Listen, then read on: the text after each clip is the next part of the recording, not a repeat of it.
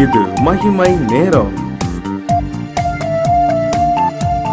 கர்த்தர் நல்லவர். கிறிஸ்துக்குள் பிரியமானவர்களே, சகலவித ஆறுதலின் தேவன் பல்வேறு சூழ்நிலையில நமக்கு ஆறுதலை கொடுத்து அவர் வழி நடத்தி வருகிறார். இந்த நாளிலும் நாம் சிந்திக்கும்படியாக எடுத்துக்கொண்ட தலைப்பு பாடுகளில் ஆறுதல்.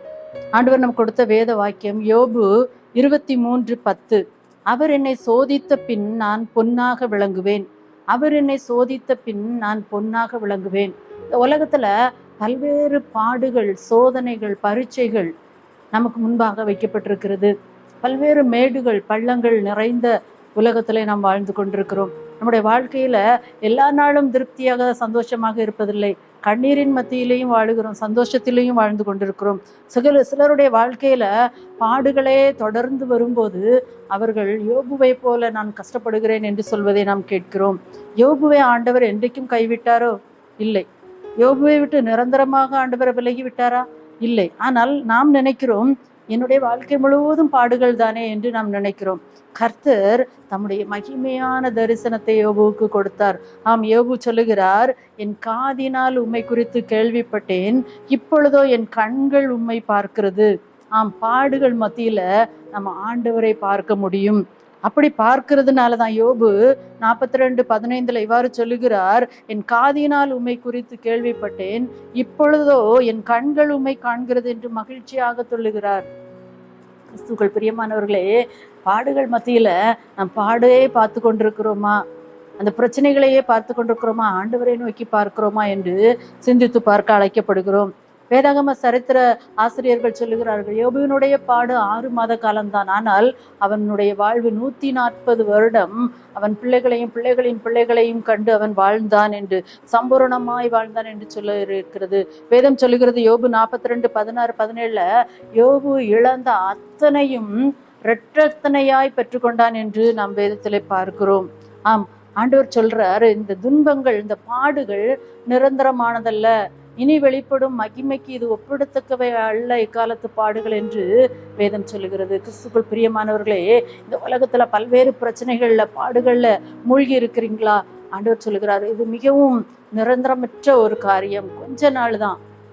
ஆனா நிரந்தரமாக நான் என்னுடைய மகிமையில உங்களோட நான் பார்த்து கொள்வேன் என்று சொல்லுகிறார். இந்த பாடுகள்ல யோபு தன்னை திட்டப்படுத்தி கொள்ளுகிறார். இந்த பாடுல அப்படியே மூழ்கி போகல.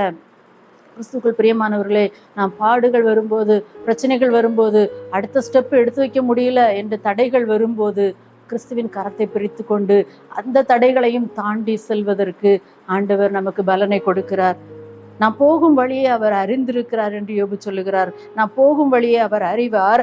அவர் என்னை சோதித்த பின் நான் சுத்த பொன்னாக விளங்குவேன்.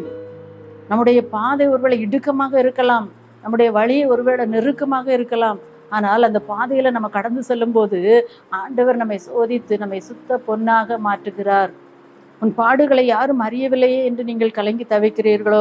நான் தனிமையிலேயே, எனக்கு எந்த ஒத்தாசையும் இல்லையே என்று கலங்கி தவிக்கிறீர்களோ? கண்ணீரோடு நான் காணப்படுகிறேனே என்று பார்க்கிறீர்களோ? கர்த்தரை நோக்கி பாருங்கள். அவர் உங்களை விசாரிக்கிறவரானபடியால் உங்கள் கவலைகளை எல்லாம் அவர் மீது வைத்து விடுங்கள். அவர் உங்களை உள்ளங்கையில் வரைந்து வைத்திருக்கிறார் என்று வேதம் சொல்லுகிறது. கிறிஸ்துக்குள் பிரியமானவர்களே, நாம் ஆண்டவருடைய கரத்துல இருக்கும்போது எந்த சத்ருவும் எந்த பாடும் நம்மை மேற்கொள்வதற்கு அங்கு அதிகாரம் இல்லை. நீ எப்பொழுதும் அவருக்கு முன்பாக இருக்கிறாய், அவருடைய சமூகத்துல இருக்கிறாய் என்பதை மறந்து போக வேண்டாம். உன்னை கரம் பிடித்து நடத்துகிறவர் அவர் அல்லவா? ஆண்டவர் நம்மை ஒவ்வொரு நாளும் கரம் பிடித்து நடத்துகிறவராக இருக்கிறார். கர்த்தர் எப்படி கைவிடுவார் நம்மை?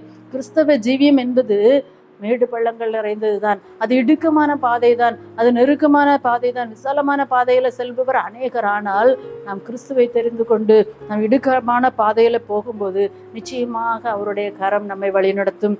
நிச்சயமாக அவர் நம்மோடு கூட இருக்கிறார். ஆகவேதான் சங்கீதக்காரன் இவ்வாறு சொல்லுகிறார், 142 சங்கீதம் 3 வசனம் இவ்வாறு சொல்லுகிறது, என் ஆவி என்னில் தியங்கும் போது நீர் என் பாதையை அறிந்திருக்கிறீர். வழி தெரியாத திக்கற்ற சூழ்நிலையில, இக்கட்டான நிலையில நம்ம ஆவி தியங்கும் போது ஆண்டவர் நம்முடைய பாதையை அறிந்தவராக இருக்கிறார். நாம் செல்லும் வழியை நமக்கு வெளிப்படுத்துகிறார். நாம் செல்லும் பாதையை நமக்கு வெளிச்சத்தோடு நமக்கு முன்பாக அவர் நடந்து செல்லுகிறார்.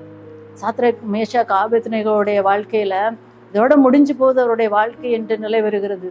தூக்கி அக்னி சூளையில போடுறாங்க. அந்த சூழ்நிலையிலையும் ஆண்டவர் நம்மோடு இருக்கிறார் என்ற நம்பிக்கை அந்த 3 சகோதரர்களுக்கு இருந்தது. ஆகவே தான் அந்த அக்கினி சூளையில ஆண்டவர் 3வது ஆளாக அங்க உலா வருகிறத பார்க்கிறோம். ஒருவேளை நம்ம கண்ணுக்கு தெரியாம இருக்கலாம் ஆண்டவர் நம்மோடு இருக்கிறத. ஆனால் பல்வேறு நபர்கள் நம்மை அறியாமல் இருக்கலாம். ஆனால் நீங்கள் ஒவ்வொரு நேரம் உணர்ந்து கொள்ள வேண்டும். இந்த சாத்ராக் மேஷாக் ஆபேத்நேகோ போல எல்லா சூழ்நிலையிலும் எல்லா பாடுகளின் மத்தியிலும் ஆண்டவர் நம்மை தனியாளாக விடவில்லை. அவர் நம்மோடு கூட தான் இருக்கிறார். கர்த்தர் எங்களை விடுவிப்பாராம். பாடுகள் மத்தியில் கர்த்தர் அக்கினி சூளையில உலாவுகிறதை பார்க்கிறோம். கிறிஸ்து உங்களோடு இருக்கிறபடியால் பாடுகளை மேற்கொள்ளவும் அதை சகிக்கவும் பலன் தருகிறார். ஏனென்றால் அவர் சொல்லுகிறார், நான் உங்களைப் போல எல்லா விதத்திலும் சோதிக்கப்பட்டு பாடுபட்டதினாலே சோதிக்கப்படுகிறவர்களுக்கு உதவி செய்ய அவர் வல்லவராயிருக்கிறார் என்று வேதம் சொல்லுகிறது. கிறிஸ்துக்குள் பிரியமானவர்களே, எல்லா சூழ்நிலைகளையும் அவர் கடந்து வந்திருக்கிறார் நமக்காக. எல்லா தாழ்மையிலும் பாடுகளிலும் வேதனைகளிலும் இழப்புகளிலும் எல்லா சூழ்நிலையும் அவர் நமக்காக கடந்து வந்திருக்கிறார். ஒரு முறை விக்டோரியா மகாராணியார் அந்த யுத்தத்தின் போது யுத்தத்தின் முடிவில் அந்த போர் வீரர்களை ஆனர் பண்ணுவதற்காக அழைத்தார்களாம். அதில் ஒரு போர் வீரன் தன்னுடைய கால்களை இழந்து பல்வேறு உடம்புல பல்வேறு காயங்களோடு மிகுந்த இக்கட்டான ஒரு நிலையோடு அந்த போர் வீரன் கடந்து வந்தானாம். அந்த போரில் அவனுக்கு அத்தனை பாடுகள் வேதனைகள் பல்வேறு சூழ்நிலையில அவன் போராடி அந்த நாட்டுக்காக ஜெயம் வாங்கி கொடுத்துருந்தான். அப்போ அந்த மகாராணியார் எழுந்து அந்த போர் வீரனுக்கு நெற்றியில முத்தமிட்டு அவனை ஆனர் பண்ணாராம்.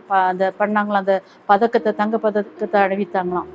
ஆம், கிறிஸ்துவும் இதே போலதான் ஒரு நாள் கர்த்தருடைய ராஜ்யத்திற்கு நாம் செல்லும் போது கர்த்தர் எல்லாவற்றையும் நன்மைக்கு ஏதுவாக நமக்கு செய்திருக்கிறார். ஒருவேளை இந்த உலகத்தின் பாடுகள் வடுக்கள் உங்களோடு இருக்கலாம், காயங்கள் உங்களோடு இருக்கலாம், இந்த உலகத்துல வரக்கூடிய பாடுகளின் காயங்கள் மாறாமல் இருக்கலாம். ஆனால் ஆண்டவர் நம்மை அனைத்து முத்தமிட்டு இந்த பாடுகள்ல நாம் ஜெயித்ததை குறித்து ஆண்டவர் அதற்காக தான் இந்த வசனத்தை சொல்லுகிறார். நல்லது உண்மையும் உத்தமும் உள்ள ஊழியக்காரனே, கொஞ்சத்தில் நீ உண்மையாயிருந்தாய், அநேகத்தின் மேல் உன்னை அதிகாரியாய் வைப்பேன், என்னுடைய சந்தோஷத்துக்குள் பிரவேசி என்று சொல்லுவார். அநேக பாடுகள் வழியாய் உபத்திரவங்களுக்கு வழியாய் நித்தியத்திற்கு கடந்து செல்லுகிறோம். பாடுகள் நம்மை பூடமிட்டு பரிசுத்தப்படுத்துகின்றன. பாடுகள் நம்மை பூடமிட்டு நம்மை பரிசுத்தப்படுத்துகிறது. கிறிஸ்துக்குள் பிரியமானவர்களே, இந்த உலகத்துல இருக்கிற எல்லாவித சூழலிலும் தனிமையில, வறுமையில, வேதனையில, கவலையில, இழப்பில், தாழ்மையில், பாடுகளில் ஆண்டவர் உங்களோடு கூட இருக்கிறார். அதை நீங்கள் மறந்து போக வேண்டாம். சகலவித ஆறுதலின் தேவன் உங்களை ஆறுதல் படுத்தி உங்களை வழிநடத்த, உங்களை ஜெயமாக நடத்த வல்லவராய் இருக்கிறார். நாம் ஜெபிப்போமா? எங்கள் அன்பின் பரலோக தந்தையே, இந்த நாளிலே ஆண்டவரே சகலவித ஆறுதலின் தேவன் ஆண்டவரே எங்களோடு கூட இருக்கிறதை நாங்கள் உணர்ந்து கொள்ள எங்களுக்கு கொடுத்த கிருபைக்காக நன்றியப்பா. ஆண்டவரே எல்லா சூழலிலும் நீங்கள் கடந்து வந்திருக்கீங்கப்பா. எங்களுக்காக தாழ்மையை, சோதனையை, ஆண்டவரே வெறுமையை, ஏழ்மையை எல்லாவற்றையும் சகித்து எல்லா சூழலையும் கடந்து வந்து எங்களுக்கு ஆறுதல் கொடுக்கும்படியாக ஆண்டவரே ஆறுதல் செய்கிறவராக, ஆண்டவரே பரிசுத்த ஆவியானவராக, எங்களை கம்ஃபர்ட் பண்ணுறவராக, ஆண்டவரே எங்களை வழி நடத்துகிறவராக, எங்களோடு கூட இருக்கிறதற்காக உமக்கு நன்றி சொல்லுகிறோம் ராஜா. ஆண்டவரே இந்த உலகத்தில் இப்படிப்பட்ட ஆண்டவரே பிரச்சனைகளில் சிக்கி தவிக்கிற ஒவ்வொரு பிள்ளைகளையும் நீங்கள் ஆறுதல் படுத்துங்கப்பா. ஆண்டவரே ஒவ்வொரு பிள்ளைகளும் ஆண்டவரே எப்பொழுதும் நீர் எங்களோடு இருக்கீங்க என்பதை உணர்ந்து கொள்ளும் கிருபையை தாங்கப்பா. உம்முடைய ஆண்டவரை பரலோக மன்னாவினால் போஷிக்கப்படவும், ஆண்டவரை உம்முடைய ஐஸ்வர்யத்தினால் ஆண்டவரை ஒவ்வொருவரும் வாழ உங்களுடைய கிருபையினால, உடைய இரக்கங்களினால முடிசூட்டப்படவும், உடைய அன்பினால தேற்றப்படவும், ஆண்டவரே உடைய ஆறுதலின் கரத்தினால அரவணைக்கப்படவும் நீங்க உதவி செய்யுங்கப்பா. கேட்டுக்கொண்டிருக்கிற ஒவ்வொருவருக்கும் ஆண்டவரே உலகம் தரக்கூடாத சமாதானத்தையும் சந்தோஷத்தையும் நீங்க தரப்போறதற்காக நன்றி சொல்லுகிறோம்ப்பா. ஆறுதலின்றி தவிக்கிற பிள்ளைகளுக்கு இந்த உலகம் ஆறுதலை கொடுக்க முடியாதப்பா. ஆண்டவரே சகலவித ஆறுதலின் தேவன், நீங்க ஆறுதலை கொடுக்க வேண்டும் என்று செபிக்கிறோம். ஆண்டவரே ஒவ்வொரு நாளும் உம்மிடத்துல நெருங்கி சேர உம்முடைய பிரசன்னத்துல இருக்கிற ஆண்டவரே உம்முடைய ஆண்டவரே சமூகத்துல ஊற்றி விட எல்லாவற்றையும் ஆண்டவர் கற்றுக் கொடுத்துருக்கீங்கப்பா. ஆண்டவரே எல்லா சூழ்நிலையும் ஜெபிக்கவும், ஆண்டவரே உமக்காக எழுந்து பிரகாசிக்கவும், ஊழியம் செய்யவும், நற்கிரியைகளை செய்யவும் கற்றுக் கொடுத்துருக்கீங்கப்பா. ஆண்டவரே ஒவ்வொரு பிள்ளைகளும் ஆண்டவரே உடைய ராஜ்யத்துக்கு வரும்போது நல்லது, உத்தமம், உண்மையுமுள்ள ஊழியக்காரனே, உழைக்காரியே, என் சந்தோஷத்துக்குள் பிரவேசி என்று சொல்லுகிற நாளை ஆர்வத்தோடு காத்திருக்க உதவி செய்யுங்கப்பா. எங்களை உங்களுடைய சமூகத்தில் தாழ்த்துகிறோம்.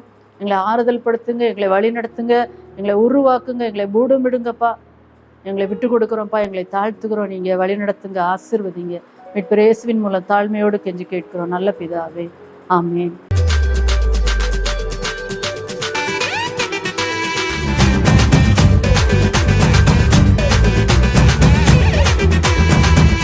மகிமை மகிமை